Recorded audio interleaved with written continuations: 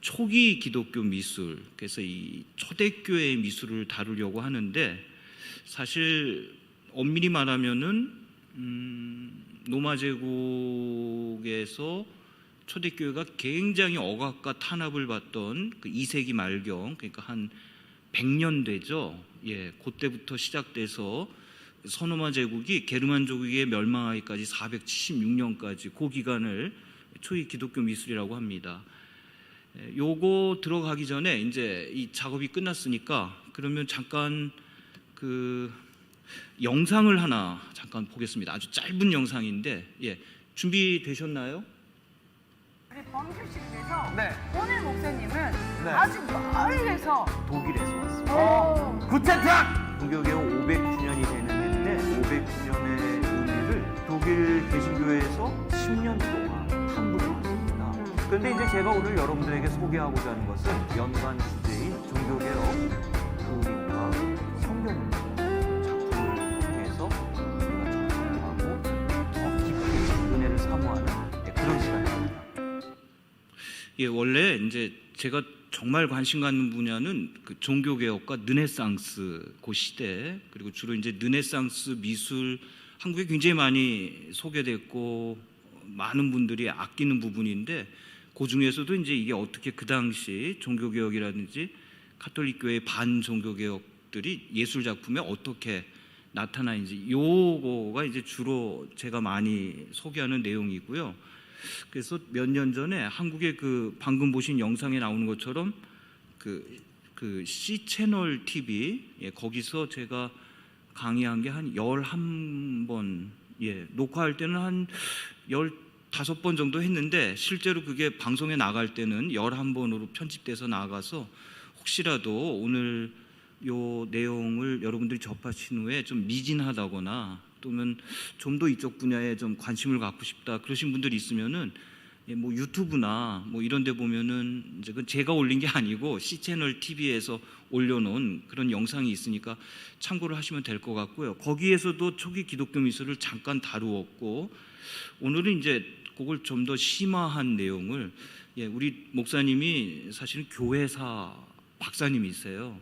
교회사 학자이시죠. 그러다 보니까 근본적으로 이렇게 좀 일반적인 대중적인 호기심이나 관심보다도 근본적인 미술이라고 하는 것의 아키타입, 원형, 특히 우리 크리스찬 아트, 기독교 미술의 원형이 되는 이 초대교회의 미술, 그걸 한번 우리 교회에서 소개하면 참 좋을 것 같다.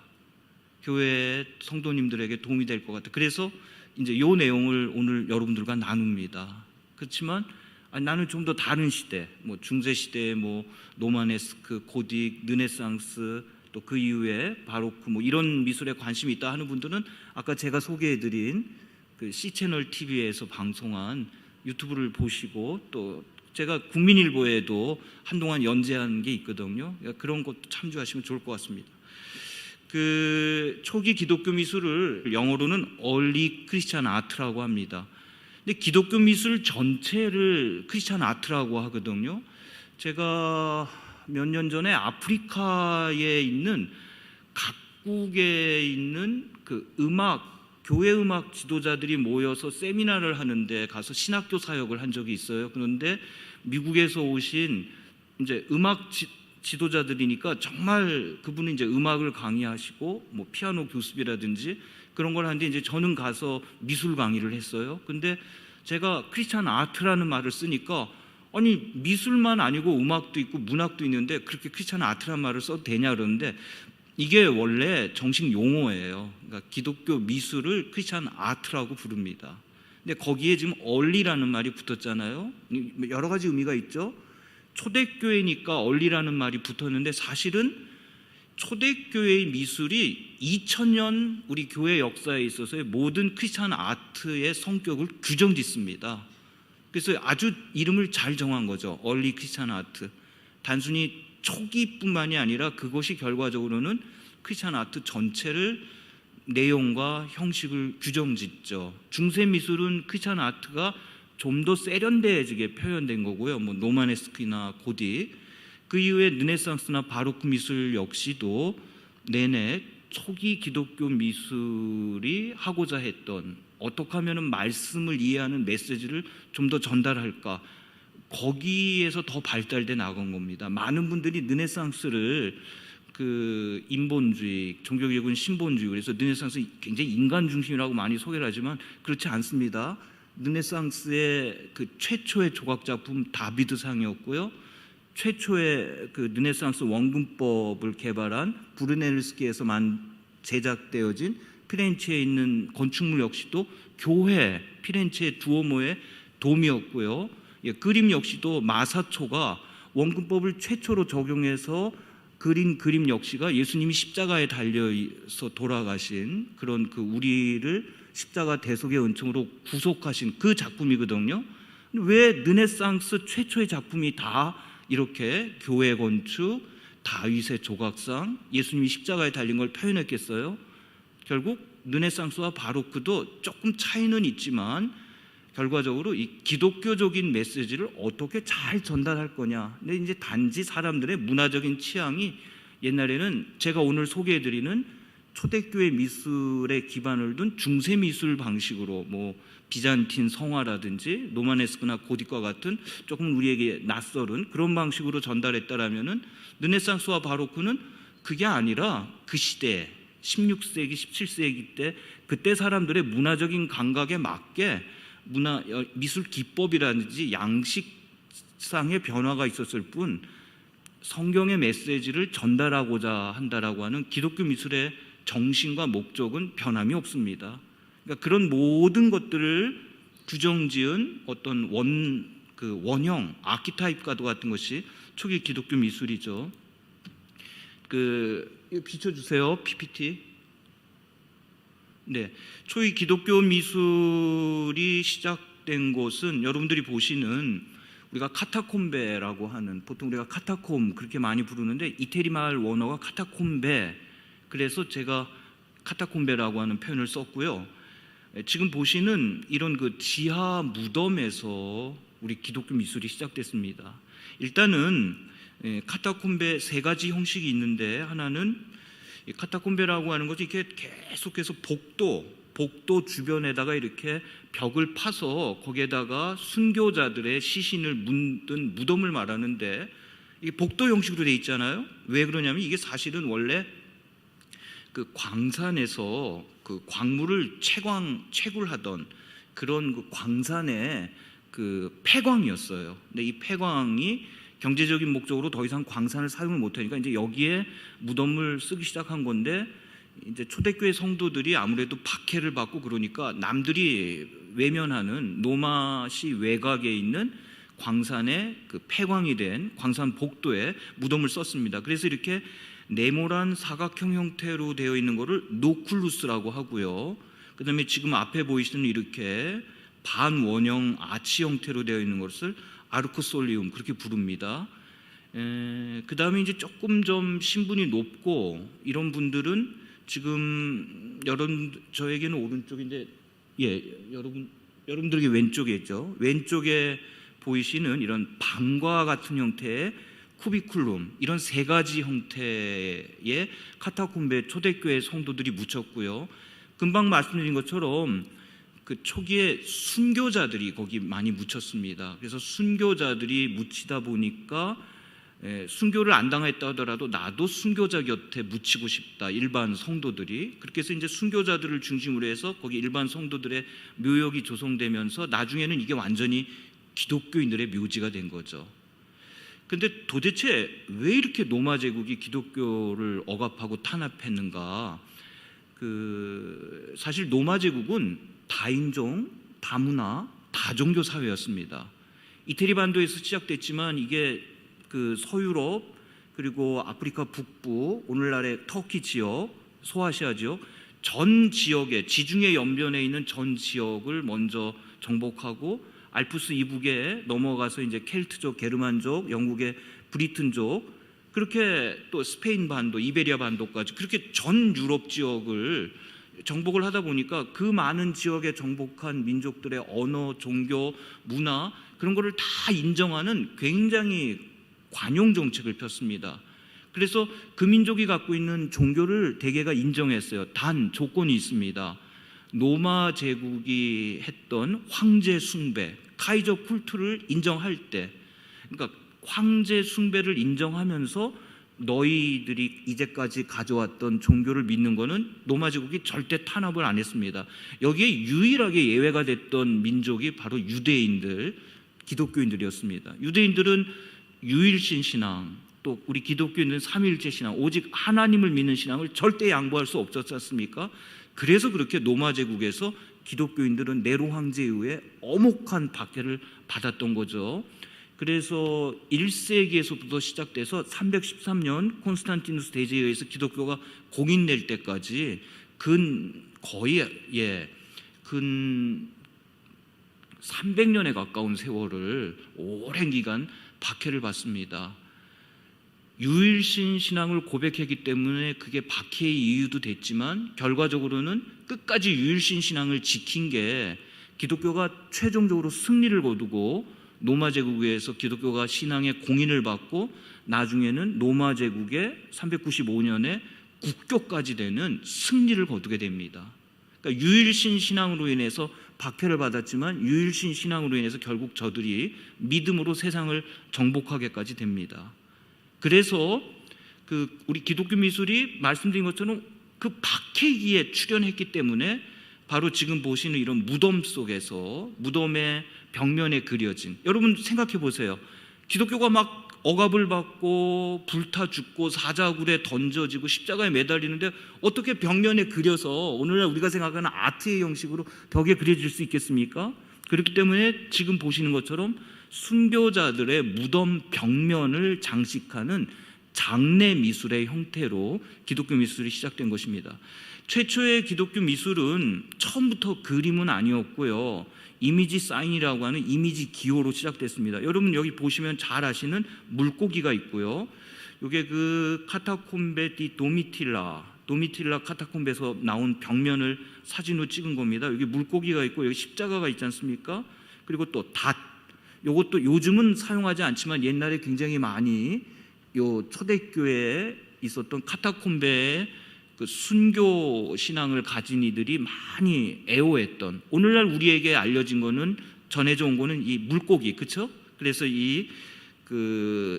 익투스, 그래서 예수 그리스도 하나님의 아들 그세주라고 하는 그 5개의 그 단어들의 그 앞글자를 따서 첫머리 글자로 이제 익투스, 이게 물고기잖아요. 지금도 여러분들 운전하시는 분들 자동차에 익투스를 걸어놓는, 근데 그때 당시 이게 장식용이 아니라 이게 정말 죽고 사는 문제였죠. 그래서 물고기를 서로 그리면서 교환하면서 같이 신앙이라고 하는 사실을 주고받고, 그리고 그 물고기를 그린, 근데 왜 이 물고기를 순교자들 또는 순교자들이 묻혀 있는 카타콤베 벽면에 성도들의 무덤에 왜 물고기를 이렇게 그려 넣었을까요? 바로 예수 그리스도 하나님의 아들 구세주라고 하는 신앙 고백 때문입니다. 나는 지금 이렇게 세상 권력에서 압박을 받고 박해를 받아서 나의 육신의 생명은 이렇게 숨을 거뒀지만 내가 믿는 예수 그리스도, 하나님의 아들이신 예수 그리스도가 구주가 되셔서 나를 구원하실 줄 믿습니다 라고 하는 신앙 고백을 표현하기 위해서 무덤 벽면에다가, 그러니까 순교자의 무덤을 벽에 여기 파여 있는 곳에 넣고 거기를 바깥을 이렇게 회로 발라서 막아요.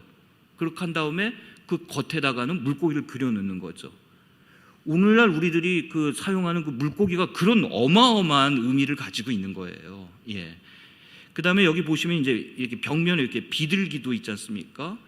이렇게 처음에는 이렇게 이미지 기호의 형태로 기독교 미술이 시작됐습니다. 그러던 것이 이제 3세기에 들어와서 200년대에 들어와서는 점차적으로 오늘날 우리가 생각하는 회화의 형태를 띠게 됩니다. 대표적으로 이게 지금 카타콤베, 특히 성 마르첼리노와 피에트로 카타콤베라고 하는 어느 하나의 작은 방에 천장을 그린 거거든요. 천장을 지금 사진을 찍은 거거든요. 이렇게 보시면은 혹시 성지순례나 이런 데 다녀오신 분들은 천장에 그려져 있는 마치 또 천장화와도 같은 느낌이 들잖아요. 맞아요. 그러니까 카타콤베에 그렸던 천장화를 기독교가 공인된 이후에 예배당을 지으면서 그대로 예배당 천장에 그린 겁니다. 그래서 그런 의미에서 카타콤베의 회화는 내용적, 주제적 뿐만이 아니라 형식에 있어서도 그 이후에 기독교 미술의 원형이 되는 거죠. 그래서 비잔틴 교회 같은 데 가보면 이렇게 둥근 원형으로 천정이 되어 있고 그 가운데에 예수 그리스도의 모습이 여기 이렇게 그려져 있지 않습니까?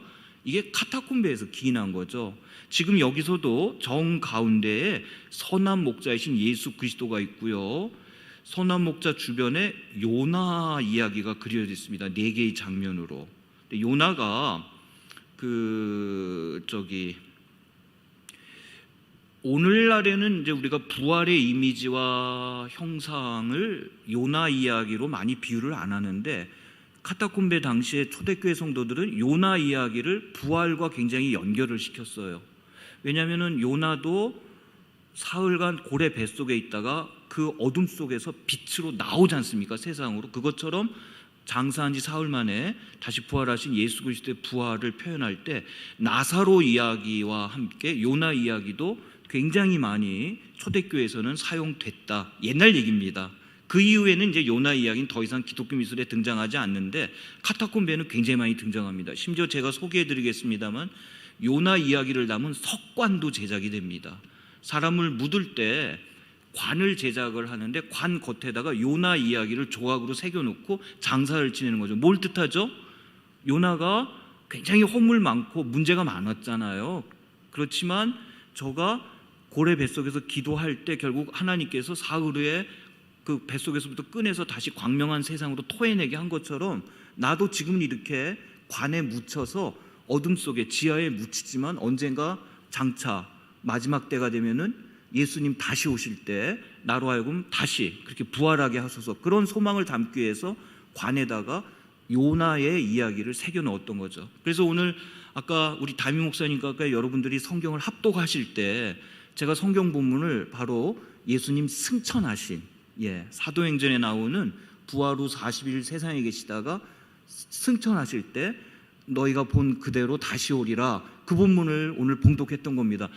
이게 하나의 물론 우리에게도 말씀이지만 그냥 말씀 정도가 아니라 초대교회 성도들에게 이게 너무너무 확실한 뚜렷한 기억이며 경험이었던 거죠. 그렇지 않습니까? 정말 그토록 로마 제국이 300년이나 엄청난 박해를 하는데 초대교회가 그걸 인내하며 소망 가운데 그것을 극복할 수 있었던 힘은 예수 그리스도에 대한 부활의 목격이었습니다. 그리고 예수님 승천을 직접 눈으로 보면서 그걸 체험한 거죠. 그걸 사도들이 가까이 있는 사람한테 전한 거예요. 저도 어려서 저희 어머님이 사실은 저희 어머님 세대치고는 저희와 같은 연세대학교 동문이세요. 공부를 많이 하신 분인데도 고등학교 때 하마터면 돌아가실 뻔했거든요. 결핵이 걸려서. 근데 저희 삼형제를 놓고 늘 말씀하세요. 지금 삼형제가 다 목사가 됐습니다. 내가 죽을 뻔했는데 기도하면서, 그리고 내가 뜨거운 게 들어오면서 내가 다시 살아났다. 이 얘기를 저희는 어려서부터 계속 들은 거예요. 다른 게 아닌 어머님으로부터. 그러니까 그 믿음이 저희에게는 생생하고 확실한 거죠. 그거예요. 예수 그리스도의 부활을 목격하고 40일 동안 지상의 현현에서 계실 때 그걸 체험하고, 더군다나 예수님이 승천하시는 걸 눈으로 본 사도행전 1장에 기록되어 있는, 오늘 우리가 함께 읽은 그 말씀을 직접 경험하고 체험한 현장에 있었던 이들이 그거를 자기 가까운 사람한테 전하니까 이게 오늘날 우리의 믿음하고는 정말 비교할 수 없는 생생한 그런 믿음인 거죠. 그 믿음으로 그 로마 제국의 엄혹한 박해를 이겨냈던 것입니다. 그래서 여기 보시면은 가운데 선한 목자이신 예수 그리스도가 있고, 이제 요나 이야기가 이렇게 둘러가며 그려져 있고요. 요 중간에는 기도하는 모습의 오란트 도상이 있습니다. 초대교회 성도들이 이렇게 기도했어요. 지금도 우리가 찬양을 할 때 또 일어나서 기도할 때 어때 손을 들고 기도하지 않습니까? 이게 초대교회의 전통이에요. 이것을 라틴어로 오란테, 영어로는 오란트 그렇게 말합니다. 이런 자세로 기도했거든요. 이 기도하는 그림이 카타콤베에 가장 많이 그려졌어요. 여러분 그거 제가 설명 안 드려도 이해할 수 있죠. 왜 그렇게 카타콤베에 있었던 초대교회 성도들은 수많은 이미지 중에 기도하는 그림을 제일 많이 그렸을까? 두 손을 들고 기도합니다. 근데 형식은 조금 틀려요. 눈을 뜨고 하늘을 바라봅니다. 하늘을 바라보며 손을 들고 기도합니다. 왜요? 정말 기도가 절실했죠.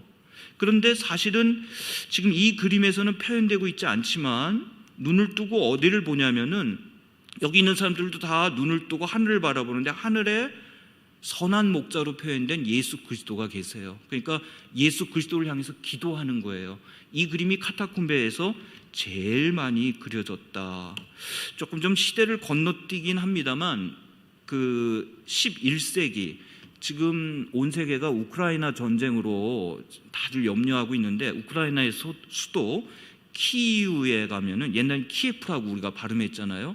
성소피아 대성당이 있거든요. 성소피아 대성당에 보면은 그 앞에 앱스 부분에 그 성모 마리아가 보통 비잔틴 교회는 이렇게 예수님을 안고 있는데 여기 보면 서서 성모 마리아께 손을 들고 기도하는 게 키우 성소피아 대성당 요 면에 그려져 있습니다. 이게 좀 크기가 작지만 그래도 확인을 하실 수 있죠. 이게 뭐냐면은 성모 마리아가 두 손을 들고 평화를 위해서 기도합니다. 이 그림이 언제 그려졌냐면은 1011년에서 1018년에 프레스코 양식으로 키우 대성당, 키우에 있는 성소피아 대성당에 그려져 있는데 참 기가 막히죠. 1000년 전에 지금 오늘날의 우크라이나 국민들의 조상이 기독교 신앙을 받아들이면서 성모 마리아를 비잔틴 양식으로 어떻게 표현했냐면은 기도하는 성모 마리아, 그 중에서도 두 손을 들고 초대교회 성도들처럼 평화를 간구하는 성모 마리아로 그렇게 표현했어요. 예. 러시아 군대가 정말 푸틴이 어떻게 돼가지고 이 우크라이나 국민뿐만 아니라 우리 인류 문화에게 우리 인류의 정말 귀중한 문화 유산인 이 키이우 성소피아 대성당을 파괴하는 일이 없기를 정말로 간절히 기도합니다. 더군다나 우리 크리스천들에게 얼마나 귀중한 유산이에요. 1000년 전에 우크라이나 조상들이 이 땅에 평화가 오게 하소서, 그리고 손을 들고 기도하는 성모 마리아의 그림을 여기 이렇게 그렸는데 이게 바로 초대교회 성도들이 주님, 로마 제국의 박해가 벗어나서 우리가 평화롭게 살아가게 해주소서라고 하는 그 간구, 그 모티브가 초대교회가 마침내 믿음으로 승리해서 로마 제국의 국교가 되고 로마 제국의 국교가 된 다음에 알프스 이북의 게르만족이라든지 켈트족에게 복음이 전해졌거든요. 그러면서 로마 제국이 이제 수도를 또 오늘날의 이스탄불에 옮기면서 콘스탄티노플이 되면서 동로마 제국이 형성되는데 동로마 제국은 오늘날의 동유럽 지역을 선교했어요. 그래서 복음을 받아들이자마자 우크라이나 사람들이 이 교회를 지어서 봉헌하면서 말씀드린 평화를 기원하는 성모를 그 초대교회에 있는 오란트 도상을 본따서 여기 그려 넣었다. 다시 더 보겠습니다. 여기 보시면은 다니엘의 세 친구가 불 속에서 손을 들어 기도합니다. 여러분들이 보실 때 왼쪽에 있는 것은 이렇게 사각형 같은데 어떤 사람이 이렇게 손을 들고 있는데 이거는 노아와 비둘기를 표현합니다. 노아의 방주를 이렇게 간단하게 표현했어요. 막 여기 이렇게 폭풍과 몰아치며 홍수 속에서도 내가 두 손을 들고 기도할 때 결국 비둘기가 마른 그 나무줄기를 그 마른 잎이 달린 나무줄기를 들고 온다고 하는, 그러니까 초대교회 성도들이 자신들의 상황을 이렇게 다니엘의 세 친구가 불 속에 있는 것처럼 노아가 이런 대홍수 속에서 이런 곤란과 시련 속에 이런 상황 속에 있지만 두 손을 들고 기도할 때 성령으로 여기 표현된 성령 하나님, 여기 비둘기가 이렇게 마른 가지를 물고 오는 것처럼 결국 우리를 구원하리라. 여기 그 다니엘의 세 친구에도 너무 이게 그 박해받을 때 지하에 있는 지하 무덤에 벽에 그린 거니까 오늘날까지 요 정도 보존된 것도 놀라운 겁니다. 보시면은 비둘기가 그려져 있습니다. 이제 그 다음이 제가 아까 말씀드렸던 주로 이렇게 천장의 정 가운데 부분에 그려진 건데 선한 목자로 표현된 예수 그리스도입니다. 영어로 굿 쉐퍼드, 보통 이제 크라이스트 에즈 굿 쉐퍼드 그래요. 근데 그리스도를 선한 목자로 표현했습니다. 3세기 중엽이니까 아직 기독교가 공인되기 전입니다. 그 로마 시의 그 외곽의 카타콤베의 벽면에 그림을 그려놓던 초대교회 성도들은 노마인들이에요. 그러니까 이분들은 사실은 문화적으로는 그레코 노만 컬처에서 살던 사람들이죠. 그래서 그레코 노만 컬처에서 가장 이상적으로 생각하는 아름다운 모습이 뭐냐면요, 젊은 남성이었습니다. 그래서 예수님을 이렇게 머리가 없고, 아니 머리털이 짧고 수염이 없는 젊은 남성으로 표현했는데, 그 양을 어깨에 둘러매고 있는 선한 목자로 이렇게 표현했습니다. 이건 길을 잃은 양이죠. 잃은 양 한 마리를 찾아서, 99마리 양보다 잃은 양 한 마리를 찾아서 어깨에 친히 메고 가시는 선한 목자로 예수님을 표현했습니다. 그래서 그 오른쪽에 있는 그림을 보시면은 이거는 확실히 카타콤베에 들어간 성도 가운데 옛날 직업이 화가였던 분이 그린 게 확실합니다. 이렇게 보시면은 그 오른쪽 다리에 신체의 모든 무게를 집중하고 왼쪽 다리를 약간 구부려서, 이걸 이제 콘트라포스토, 이렇게 똑바로 쓰지 않고요. 사진을 찍을 때도 여러분 이렇게 옛날 어른들이 이렇게 이러고 찍었잖아요, 사진을. 근데 요즘 우리는 어떻게 찍죠? 이러고 찍잖아요. 그러니까 사진을 찍을 때 옛날에 이러고 찍었잖아요. 근데 요즘은 이제 이렇게 하고 뭐 이렇게 하고 찍잖아요. 그것처럼 여기서도 지금 예수님이 어떻게 하죠?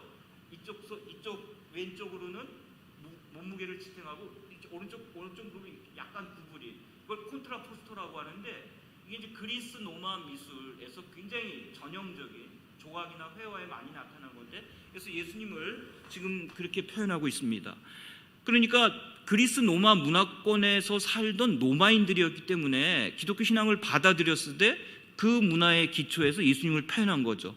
우리도 기독교가 처음 들어올 때 우리 유학자들, 우리 개신교나 이런 데서도 다 유학을 많이 공부한 분들이 예수를 받아들이면서 한문으로 유교의 경전과 비교하면서, 그런데 그런 건 다 아니고 정말 이 천지의 주제가 되시는 정말 으뜸되는 분은 하나님이시다, 그렇게 유교적으로 이해했던 것처럼 그리스 로마 문화권에서 살던 로마인들은 그리스도를 이렇게 머리가 짧고 수염이 없는 젊은이로 표현했습니다. 그런데 여기에 참 놀라운 메시지가 있는데, 이 선한 목자 그리스도가 가지고 있는 여물통입니다. 여물통이라고 하는 건 뭐냐면요, 히브리서에 그런 표현이 있어요. 아직 믿음이 어린아이와도 같아서 제대로 된 음식을 못 먹고, 요즘식으로 말해서 이유식을 먹을 수밖에 없는 연약한 믿음을 가진 존재로 카타콤베에 있는 성도들은 자기들을 그렇게 이해했습니다. 그러니까 우리는 박해와 이렇게 탄압을 받고 있는데 언제 이 대열에서 이탈해서 못 쫓아갈지 모릅니다.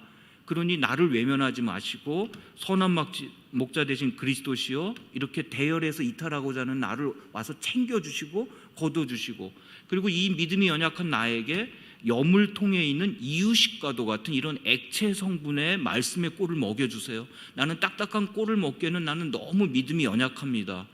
그거를 표현한 그림이에요.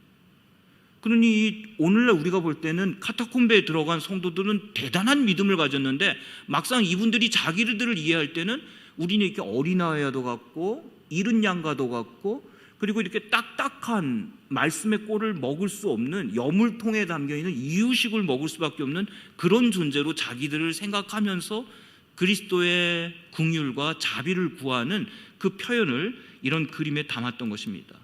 또 하나 보시면은 요거는 이제 아브라함의 이삭의 번제고요. 요것도 카타콤베에 굉장히 많이 그려졌던 작품 중에 하나입니다. 이삭의 번제. 아들을, 기도로 얻었던 아들을 하나님께 바치는 이런 절대 순종의 믿음. 오늘날에 우리에게 참 의미하는 바가 많죠. 지금 어떻게 보면은 자식이 소중하고 귀하지만 정말 자식이 하나님처럼 그런데 초대교회 성도들이 카타콤베에 가장 많이 그렸던 그림 중에 하나가 아브라함이 자기 아들을 이렇게 번제물로 바치는, 그러나 하나님이 여기 여호와 이레로 양을 예비하시고, 오늘날 우리가 보기에도 그렇게 거의 부족함이 없을 정도로 완벽한 그런 도상 체계를 갖추고 있는 걸 볼 수 있습니다. 이게 그대로 계속 중세, 르네상스, 바로크까지 계속 이어진 거죠. 또 하나는 여기 여인이 사실 이게 예수님인데 예수님의 옷자락에서 나온 끈을 잡고 있어요. 이거 뭘 표현한 걸까요? 12해를 혈루병으로 앓은 여인이 예수님에게 와서 옷자락만 만져도 나으리라는 것을 지금 이 카타콤베 벽에 그림을 그린 화가는 예수님의 목에서 나온 끈을 잡고 있어요. 저는 이 작품을 보면서 굉장히 많은 은혜를 받았습니다. 사실 이 옷자락만 스치고 옷자락만 이렇게 만지면 내가 나으리라고 하는 믿음도 굉장한데 초대교회 성도들은 이걸 어떻게 예술적으로 표현을 했냐면은 예수님의 몸에서 나온 그 끈이 있잖아요. 끈. 예. 내가 이 줄만 잡아도 믿음이 나리라. 이 여인이 지금 줄을 잡았고요. 얼굴이 환합니다. 이미 나았어요. 예. 이런 작품. 그런데 제가 갑자기 이제 노만 아트, 노마 미술을 소개합니다. 그리고 더 나아가서는 그 그리스 고전계, 헬레니즘계 미술을 잠깐 소개할 건데 사실 카타콤베에 들어갔던 노마인들은 지금 우리가 보고 있는 이런 엄청나게 발달한 노마의 미술, 노마의 엄청난 건축물에 둘러싸였던 노먼 시빌라이제이션, 노마 문명 세계에서 살던 사람들이에요. 그리고 여기 보시면 굉장히 아름다운 여인, 사실 이게 꽃의 신입니다. 또 여기 보시면은 그 폼페이에서 나온 두 부부의 초상화가 있는데 여성이 여기 지금 그 필기구를 들고 있죠. 남성은 저 종이를 들고 있고요. 오늘날 치면 굉장히 교육받은 그런 가정입니다. 이렇게 오늘날에 우리가 보기에도 손색이 없을 정도로, 물론 이제 기법상으로는 이게 아직 유화가 발명되지 않은 시대니까 조금 좀 우리 눈에 좀 이게 부족해 보이긴 합니다. 이거 벽화였기 때문에 더군다나 그 폼페이에 화산재에 다 덮인 걸 다시 발굴했잖아요. 그래서 여러분 어때요? 굉장히 훌륭하지 않습니까? 아름답고. 그 다음에 뭐 이런 거라든지 또는 이런 노마 미술의 뿌리가 되는 그리스 미술, 특별히 그리스 고전기와 그리스 헬레니즘기 미술. 노마 미술에 가장 많이 영향을 미친 것은 헬레니즘 시대의 미술이었습니다. 여기 보이는 벨베데레의 아폴로가 그리스 고전기, 클래시컬리즘, 보통 우리가 클래식 그러는데 그리스 문명이 3단계가 있거든요. 아르카이크 단계, 고전기, 그 다음에 헬레니즘기인데 여기 이제 고전기에 이런 정말 완벽한 미를 구현하고 사실적 미를 구현하는, 또 이런 헬레니즘기에는 이런 어떤 격동적인 인간의 감정과 정서, 개성 이런 걸 표현했어요. 이런 그리스 고전기와 헬레니즘기를 거쳐서 노마 시대가 온 거지 않습니까? 그런데 갑자기 이렇게 보시면은 너무나도 어떻게 보면은 단순하게 보이는 이런 그림을 표현했어요. 그래서 어떤 분들은 여기에 대해서 깊이 연구를 못했을 때 왜 이렇게 갑자기 카타콤베의 미술은 단순해졌을까? 화가 미술 교육을 받은 사람이 초대교회 성도로 카타콤베에 들어가서 신앙생활하는데 별로 없나 보다, 막 이런 오해까지 했어요. 그거 아닙니다. 그게 아니고 지금 노마 미술은 사실은 이 어떤 면에서 세상의 이게 물질 문명과 어떤 경제적인 풍요와 부요함, 나름대로 그 시대에 있어서의 과학기술, 이게 막 최고로 발달한 시대잖아요. 여러분 유럽 여행 가보시면 노마 같은 데 가보면은 또 노마의 유적지 유럽 각국에 있는 데 보시면은 뭐 수도교라든지 콜로세움이라든지 원형 경기장이라든지 뭐 정말 이게 도대체 2000년 전의 유적이라고 상상할 수도 없을 정도의 그런 엄청난 토목 기술과 건축 공학 기술, 요즘 식으로 말해서 엄청난 그런 과학기술 문명과 문화적인 문명과 막 경제적인 막 이런 게 그냥 엄청난 그렇게 살던 데가 노마 제국이었잖아요. 더군다나 노마 제국의 수도인 노마의 시민들이었죠. 근데 그들이 이렇게 오늘날 우리가 보기에도 아름다운 세상의 아름다움, 물질의 아름다움, 육체의 아름다움을 표현하는 이런 미술이 아닌 새로운 미술을 만들어내려고 했어요. 그래서 그 새로운 미술을 만들어내려고 한 게 뭐냐면은 바로 이런 단순하게 메시지를 전달하는 데 주목하는 거죠. 그러니까 이미 카타콤베에서 숨어서 신앙생활을 하던 분들은 이런 미술이 너무 익숙해요.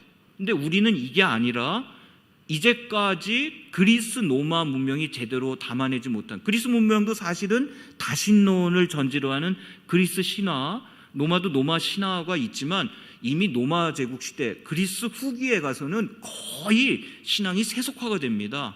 아무도 그리스 신화에 있는 그 신화론에 나오는 그리스 신들을 제대로 믿는 사람은 거의 없었어요. 다 이렇게 이게 무슨 농담이나 장난같이 되고, 로마 제국 시대는 더 했습니다. 그러니까 로마 제국 시대 사도 바울도 왜 아테네에 가면은 무슨 신 많잖아요. 근데 그 무슨 신 많은 거를 정말로 우리가 유일신 하나님을 믿듯이 그렇게 믿지는 않았던 거죠. 그렇게 해서 그들에게 있어서 미술이라고 하는 것은, 그리고 그들의 신을 표현하는 그림이나 조각이라고 하는 것은 이렇게 여러분들이 보시는 것처럼 아름다운 인간의 육체를 이상적으로 표현하고 물질적인 세계를 표현하고 그런 건데, 그게 아니라 어떤 영적인 세계의 메시지를 전달하고자 했습니다. 그래서 이렇게 의도적으로 단순하게 처리했습니다. 그래서 이걸 발견한 분이 누구냐면은 그 독일의 미술사가 중에 알로이스 리글이라고 하는 분이 쿤스트 볼렌, 그게 뭐냐면 예술 의욕이에요. 예술 의욕을 가지고 의도적으로 굉장히 발달되어 있는 그레코 로만 컬처에 발달되어 있는 그런 미술과 건축을 외면하고 카타콤베에 그렇게 단순화되고 소박한 그림을 그렸다고 하는 거죠.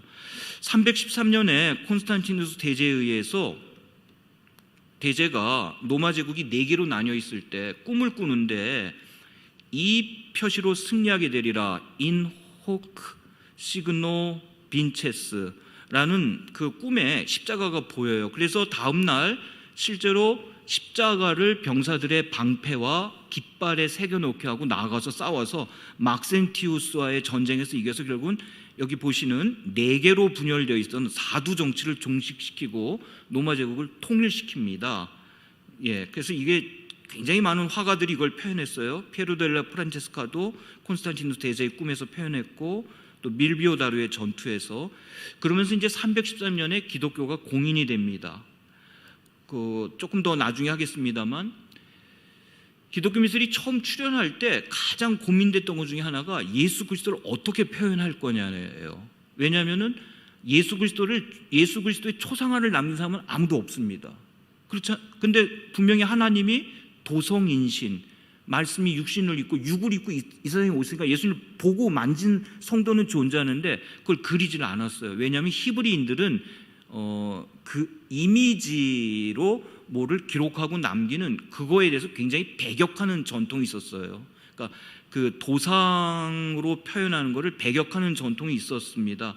그래서 아까 로마인들이 이제 나중에 그리스도를 표현하면서 자기들에게 익숙한 머리가 짧고 수염이 없는 그런 이미지로 그리스도를 표현했는데, 문제는 여기 보시면은 그리스풍의 머리가 짧고 수염이 없는 이상적이고 서정적인 용모의 청년으로 그렇게 로마인들은 표현을 했는데, 사실은 시리아 예루살렘 지역에 머리가 길고 수염이 있는 사실적이고 엄숙한 분위기의 장년으로 그리스도를 표현하는 그런 두 가지가 존재했던 거죠, 로마 제국 안에. 그런데 서서히 시리아 예루살렘 풍이 그게 결국은 통일시켜요. 그래서 오늘날 우리도 그리스도를 표현할 때는 이렇게 머리가 길고 수염이 있는, 근데 그게 지금 많이 현대화가 되고 백인으로 표현되기도 하고 우리 한국인으로 표현되기도 합니다만, 사실은 머리가 길고 수염이 있는 게 역사적인 팩트에 가장 근접합니다.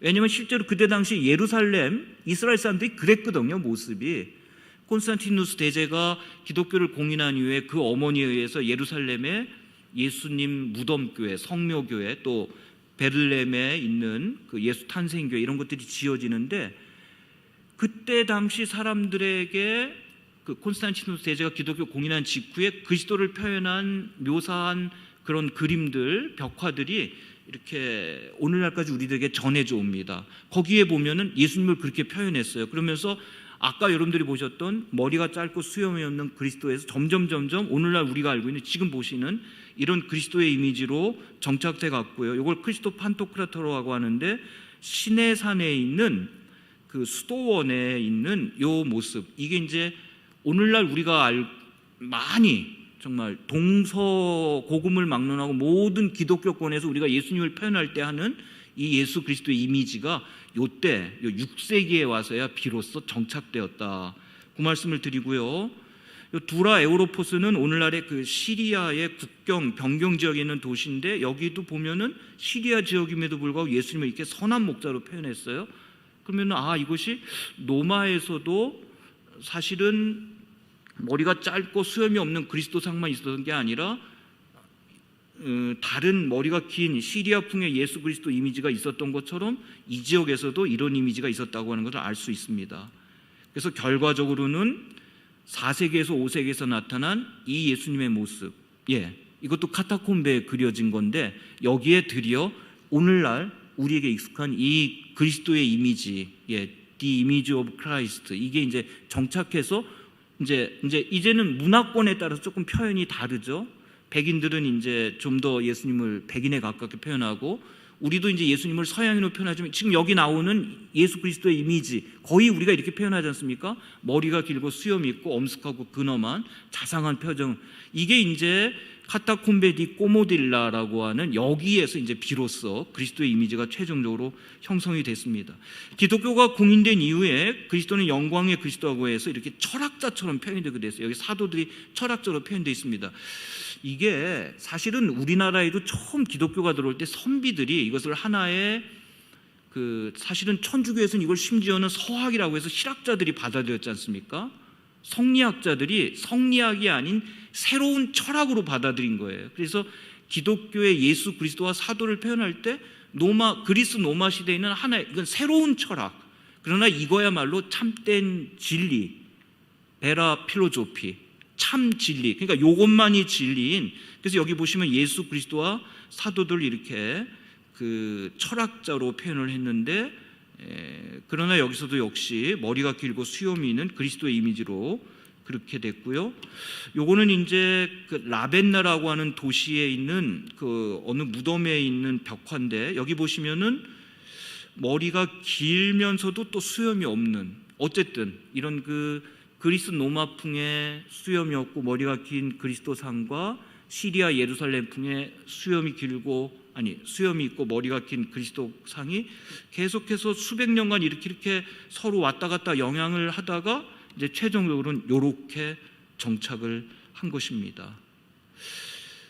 아까 말씀드렸던 이게 요나 석관입니다. 280년에서 290년이니까 아직 이때 기독교가 최고로 박해받을 때거든요. 박해받을 때 관에다가 이렇게 요나 조각을 새겨 넣었습니다.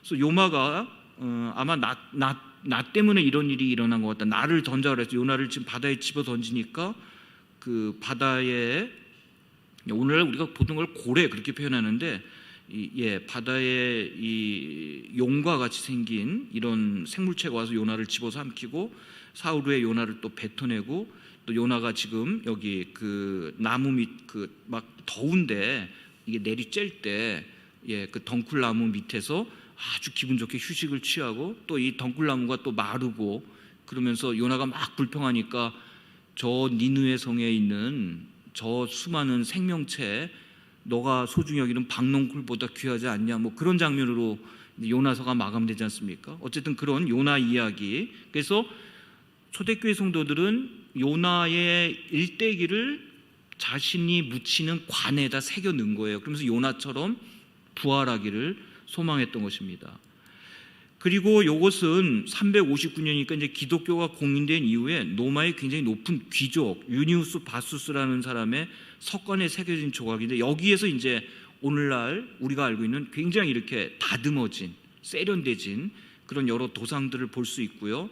여러 도상이 등장합니다만 여기 아담과 하와도 있고요. 또 다니엘의 세 친구가 사자굴에 사자굴에 들어가 있는 것도 있고 여러 가지 장면이 있고, 여기 또 아브라함이 그 아들 이삭을 번제물로 바치는 것도 있는데 가장 중심에 예수 그리스도가 있고요. 또 아래는 예루살렘에 입성하시는, 요거를 좀 확대한 모습이 예수 그리스도께서 좌정에 계시고 그 좌우에 베드로와 바울이 있고 그 아래 예루살렘에 입성하시는, 이건 뭐냐면은 하늘 보좌에 지금 좌정에 계시는 거거든요. 영광의 그리스도로. 근데 우리가 보통 말하는 no cross, no crown, 이거를 이미 그 359년에 이걸 표현했어요. 어떻게 표현했냐면은 요 석관의 가장 가운데 위와 아래를 요거를 확대한 게 지금 여기 보이십니까? 예수께서 예루살렘에 입성하십니다. 고난 종려주일에 예수께서 예루살렘에 입성한 건 뭘 의미합니까?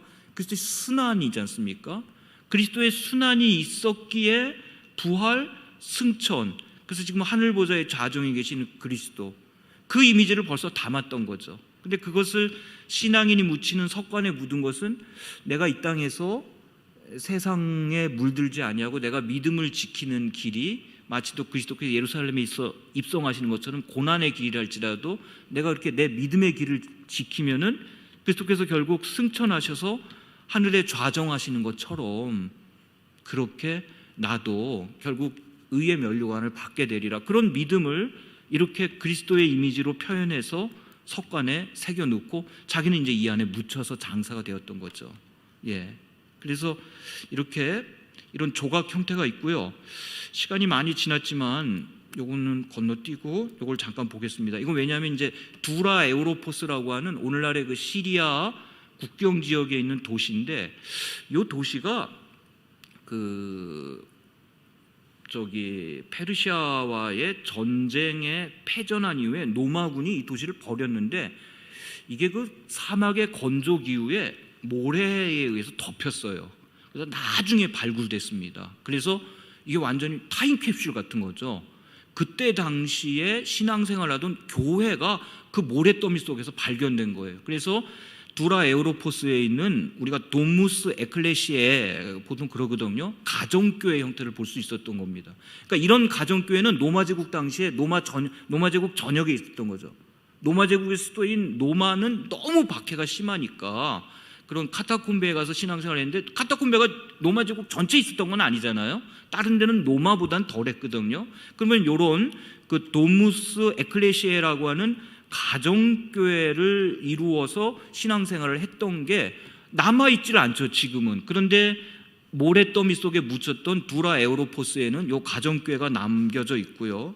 또 놀라운 사실은 두라 에우로포스에 유대인 회당이 있는데, 유대인들은 형상금지의 전통이 있거든요. 절대로 미술을 표현 안 하는데, 여기 보시면은 이건 크리스찬 미술이 아니고 유대인들의 미술입니다. 모세가 반석에서 물을 솟아나게 해서 이 반석에서 솟아난 물을 12지파에게 분배한다든지, 이 가운데 보면 유대교의 상징이 있지 않습니까? 또 여기 보시면은 홍해를 도하하는 모세와 또 에집트 군대가 이쪽에 보면 이제 물에 다 빠져서 수몰당하는, 예. 그러니까 형상을 배격하고 금지하는 유대교에서조차 유대교의 그 모세 오경의 율법의 내용을 이렇게 미술로 표현할 정도로 이때 당시 이게 보편적인 문화적인 언어였습니다. 그러면서 우리 초대교회에서도 미술을 수용하면서 이렇게 미술로 표현을 하게 됐고요. 이것만 하고 마치겠습니다. 뭐 굉장히 내용이 많지만 드디어 이제 기독교가 313년에 공인이 됐습니다. 로마 제국에 기독교가 정말 천지개벽을 한 건 두 번 있었어요. 하나는 네로 황제 이후에 계속 300년간 박해를 받다가 313년에 콘스탄티누 대제에 의해서 공인됐어요. 공인이라고 하는 건 이제는 더 이상 박해받지 않고 다른 신앙과 같이 믿어도 되는 거예요. 그리고 395년에 테오도시우스 황제에 의해서 기독교가 로마 제국의 국교가 됩니다.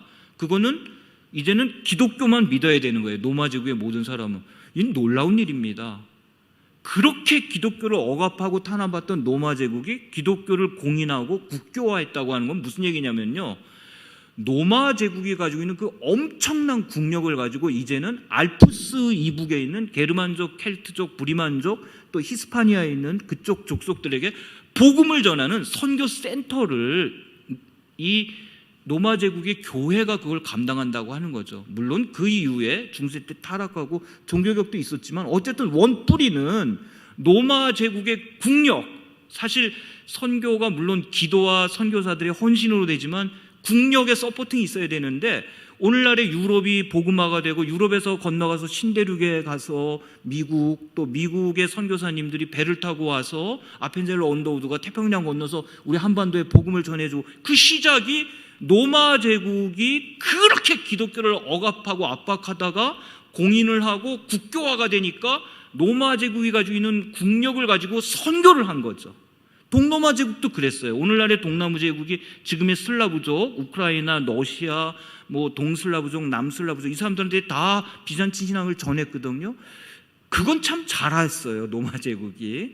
예. 그런데 이제 제가 오늘 말씀드리고자 하는 이런 선교사가 아니라, 이건 우리 목사님이 이런 쪽은 전공이시고, 기독교가 공인된 이후에 옛날에는 이런 가정교회에서 예배를 드렸는데 예배당을 지어야 될 거 아니에요. 근데 로마인들의 신전은 보시는 것처럼 이렇게 돼 있어요. 규모도 작고 이 신전 안에 신상을 모셔놨습니다. 여기 보시면은 신전이 있으면은 신전 안에 들어가서 회중들이 모여서 예배를 드린 게 아니라 신전 안에는 신상을 모시고 신전 앞에 계단 아래 마당에서 제사를 드렸습니다. 이게 이제 그리스 로마의 제사 방식이에요. 그런데 기독교가 공인된 이후에 크게 두 가지 모델이 있죠. 하나는 여기 파르테논 신전과 같은 그리스 신전 형태, 또 하나는 빵테온과도 같은 이런 로마 신전 형태가 있는데 두 가지 다 적절하지 않았습니다. 그리고 왜냐하면은 잘못하면은 이게 이교도의 신앙과 기독교의 유일신 신앙이 혼동될 수도 있고요, 오해될 수도 있고요. 우리가 아무리 급해도 그 절간을 예배당으로 사용할 수는 없잖아요. 그래서 초대교회의 가장 큰 과제는 어떻게 우리가 기독교적인 예배를 드린 예배당을 건축할 것인가. 이제 카타콤베에서 나와서 기독교가 공인된 이후에 최초의 고민입니다. 그런데 당시에 있었던 그리스 신전 형태, 로마 신전 형태 다 배격됩니다. 그러면서 무엇을 채택하냐면은 바로 오늘날의 그 로마의 포름 로마눔에 있는 그 바실리카라고 하는 사람들이 모여서 재판을 하고 시장 형태로 사람들이 모이는, 우리말로 번역하면 공회당, 사람들이 모이는 집회소, 요거를 예배당의 형태로 채택을 합니다. 그러면서 우리 교회의 핵심은 모이는 거예요, 에클레시아. 그래서 예배당 안에다가 신상을 모셔놓고 그걸 예배당 밖에서 이렇게 제사를 드리는 게 아니라 예배당에 사람들이 모여서 예배를 드리는 거예요. 모이기에 힘쓰는 거죠. 지금도 우리가 예배당에 모여서 뭐 여러 가지 이런 장치가 있고 시설이 있지만 제일 우리 그리스도교의 핵심은 성도가 모이는 거예요. 그러니까 지금 우리가 엄청난 위기의 시대를 지난 2년 반 동안 겪어온 거죠. 그게 핵심이거든요. 근데 모이기에는 그리스 신전이나 로마 신전은 적합하지가 않으니까 그럼 뭐가 있을까? 그래서 당시 로마인들이 모이는 집회 양식으로 썼던 바실리카, 로마 말입니다. 바실리카를 그대로 번떠서 바실리카 양식으로 하는데 그 모델이 바로 지금 포름 로마눔에 있었던 막센티우스 바실리카고요. 그리고 이제 지금은 다 없어지고 요 기둥만 남아 있는데 요 바실리카 울피아가 초대 교회의 모델에 아주 많이 사용됐고요. 그래서 여기 보시면은 그 나테라노, 로마에 있는 나테라노에 있는 그 나테라노 대성당, 뭐 지금 이게 로마니까 이제 카톨릭 교회가 됐습니다만 사실은 이게 최초로 봉헌되어진, 그러니까 기독교 공인 이후에 지상에 나온 최초로 봉헌된 교회인데 이게 324년에 봉헌됐습니다만 1735년에 이걸 다시 다 그 리노베이션도 하고 뭐 거의 재건축하다시피 했거든요. 그래서 사실은 지금 보시는 그 외관이나 내부에서는 그 324년의 흔적은 거의 없습니다. 그러나 요거는 남아 있죠. 그 플란, 그러니까 평면도상의 원골격. 여기 보시면 이렇게 직사각형 형태로 교회가 그렇게 최초로 지어진 겁니다. 오늘날에도 물론 지금 이 예배당은 이렇게 좀 가로로 이렇게 펼쳐져 있습니다만 보통 우리가 예배당 그러면 이렇게 직사각형 형태의 예배당을 생각하잖아요. 그게 뭐 그럴 수밖에 없지 않냐, 모이기에 적합하니까. 단순히 그게 아니라 맨 처음에 카타콤베에서 올라온 초대교회가 교회를 세울 때 이렇게 직사각형 형태로 교회를 지었고 이게 계속 전래되어 온 겁니다. 지금까지도.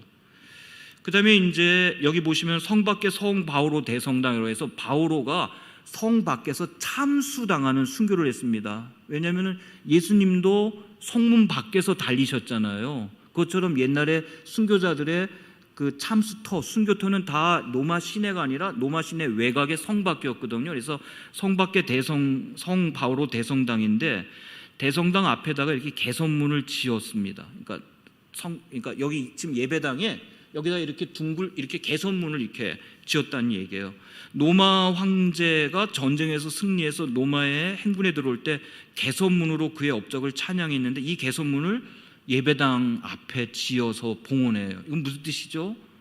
이제는 세상의 왕이나 황제, 장군이 개선문의 영광을 받는 것이 아니라 죄와 사망과 어둠 권세를 이기고 승리하신 승리의 그리스도, 그분께 개선문을 지어 바친 거죠. 여러분들이 이렇게 곰곰이 생각해 보시면요, 저도 어렸을 때 제가 국민학생 때 다니던 교회 예배당 앞에 이렇게 개선문 형태로 된 아치로 된 게 있었어요. 그죠? 옛날에 지은 예배당은 그런 게 있었어요. 왜냐하면 선교사님들이 우리에게 그렇게 전해준 거거든. 교회는 그렇게 짓는 거라. 근데 저도 생각해 보면 제가 어려서 국민학교 때 다니던 교회, 장로교회도 제가 다녔었는데 그 교회도 그 앞에 이렇게 여기 보시는 이렇게 막 세련되고 화려하진 않지만 개선문 형태로 되어 있었던 그런 게 있었습니다. 아치 형태가. 지금도 어떤 교회 가면 그런 게 있죠. 그게 뭐냐면은 이제는 세상 황제나 장군이 영광을 받는 것이 아니라 로마 제국에서 최고의 영광을 부여하면 이제는 그리스도가 받으십시오라고 해서 예배당에 이렇게 개선문을 지어드렸고요. 그다음에 이게 이제 오늘날에 우리가 알고 있는 그 바티칸에 있는 성 베드로 대성당인데, 성 베드로 대성이 1506년에서 1626년 르네상스 시대에 시작해서 바로크 시대에 오늘날 우리가 보고 있는 형태를 지었고, 그 전에 있었던 성 베드로 대성당을 옛 성 베드로 대성당, 올드 세인트 페터라고 합니다. 319년에서 334년에 지었는데, 요거는 그 앞에 지어진 성 바오로 대성당이나 라테라노 대성당과 다르게 여기에 이렇게 그 잉랑, 그러니까 날개를 갖게 됩니다. 그렇게 해서 이렇게 약간 십자가 모양처럼 되는 게 이제 중세에 와서 오늘날 우리가 알고 있는, 유럽에 가면 이런 교회들 많이 볼 수 있지 않습니까? 교회가 십자가 형태로 된, 이런 교회가 십자가 형태로 된 최초의 형태가 바로 성 베드로 대성당이다. 그러면서 이 옛 성 베드로 대성당도 그렇고 성 바오로 대성당도 그렇고 이 앞에 이렇게 마당이 있었습니다. 이 마당은 어디서 온 거냐면은 예루살렘 성전에 바로 예배당에 안 들어가죠. 앞에 뭐가 있었죠? 왜 거기 그 안에 들어가서 이방인의 뜰, 여인들의 뜰 지나서 들어가잖아요. 그러니까 이런 걸 신경을 쓰면서 이제 초대교회 건축이 시작됐던 거죠. 요거는 이제 콘스탄티누스 대제 때 300년대에 예루살렘에 세워졌던 성묘교회고, 요건 이제 여러분들이 지금 성지순례 가면 보실 수 있는 건데, 처음에는 이런 형태로 지어졌고요. 요건 이제 예루살렘에 있는 예수탄생교회인데, 누구든지 예수님 탄생교회에 올 때는 고개를 숙여라 해서 문을 조그맣게 만들었어요. 근데 아까 제가 목사님이 저에게 저녁을 사주셔서 그 차를 파킹하고 이렇게 들어오는데 문이 이렇게 고개를 숙이고 들어가게 돼 있더라고요. 그래서 제가 이건 베들레헴에 있는 예수탄생교회 문 같네, 이제 그런 얘기를 했더랬습니다. 우리 목사님이 지금 그렇게 겸손한 마음으로 이 교회를 섬기고 우리 주님 섬기는 줄 믿습니다. 베들레헴에 있는 예수탄생교회가 이렇게 문을 조그맣게 해가지고요, 아무리 높은 황제 왕이라도 이렇게 고개를 숙이고 들어가게 이렇게 문을 만들어 놨거든요. 요거는 326년에 지어졌고 565년에 리노베이션을 한 게 지금까지도 1500년 지속되고 있어요. 근데 예루살렘에 있는 성묘교회는 그 이슬람 세력이 와서 다 부순 거를 1048년에 십자군이 가서 다시 세운 게, 그게 이제 지금 한 1000년 됐죠. 그러니까 베들레헴에 있는 교회가 더 오래됐고요. 그 다음에 이제 요거는 이제 중앙 집중식으로 이렇게 십자가 형태나 또는 이렇게 원형으로 된 이런 형태의 교회들이 있고, 마지막으로 요거 하나만, 그러니까 이게 아까 제가 말씀드린 예배당 앞에 이렇게 개선문 형태로 되어 있는, 이건 이제 1778년 18세기에 런던에 지어진 웨슬리 채플인데, 여기에도 이런 게 있었고, 우리 한국 교회에도 오래된 교회는 이렇게 개선문을 지어서 그리스도께 모든 영광 돌리는 것을 표현한, 한마디로 말해서 기독교 미술, 기독교 건축이라는 건 그겁니다. 우리의 마음에 있는 거를 비지블하게, 눈에 보이게, 그거를 미술 또는 건축이라고 하는 조형 언어를 통해서 우리의 신앙을 표현한 거죠. 그게 무슨 숭배나 경배의 대상이 아니라 우리의 믿음을 우리가 말로 표현하지 않습니까? 간증하고 말씀을 전하고, 근데 그거를 그 시로, 신앙 시로 표현하고 문학이잖아요. 근데 그거를 아트로 표현한 거예요. 음악은 굉장히 친숙하죠, 우리가. 우리의 믿음을 음악으로. 아까 예배 시작 전에도 찬양단이 나와서 우리의 믿음을, 주님께 향한 우리의 경배와 찬양을 음악으로 표현했잖아요. 근데 기독교 미술이라고 하는 것은 우리의 믿음을 그렇게 눈에 보이는 조형 언어, 비지블 랭귀지로 그렇게 그림과 조각과 건축으로 표현하고, 그게 기독교 미술입니다. 근데 그 시작은 카타콤베에서 시작되었고, 여전히 결국 오늘날 기독교 미술이 많이 쇠퇴했는데, 그거는 현대 문명의 발달이나 거기에 원인이 있는 게 아니라 사실은 카타콤베 시절의 신앙의 쇠퇴, 카타콤베 시절에 그 신앙에서 시작됐잖아요. 결과적으로는 오늘 우리의 신앙이 속에 끌어차서 넘치면 어떻게든지 그건 표현하게 돼 있어요. 말이든 글이든 문학이든 음악이든 미술이든. 근데 지금 신앙이 식으니까 미술도 안 나오고 음악도 안 나오고 그런 거죠. 그래서 기독교 문화를 사랑하고 아낄수록 그 용광로, 그 엔진이 되는 기독교 신앙이 회복돼야 된다. 그래서 이제 유럽에 제가 가서 사역한 지 한 30년 돼 가는데, 유럽 교회가 회복되기 위해서는 이런 문화적인 것보다 사실은 기독교 신앙, 교회가 회복돼야겠구나. 그런데 여하간 이런 역사를 알아야 되지 않습니까? 그래야 유럽 사람들하고 대화도 하고 교회 회복 선교도 하고, 그러기 위해서 이제 이런 분야에 관심 갖고 연구한 것을 오늘 우리 담임 목사님 배려로 이렇게 여러분들과 나누게 돼서 대단히 감사합니다. 마치겠습니다.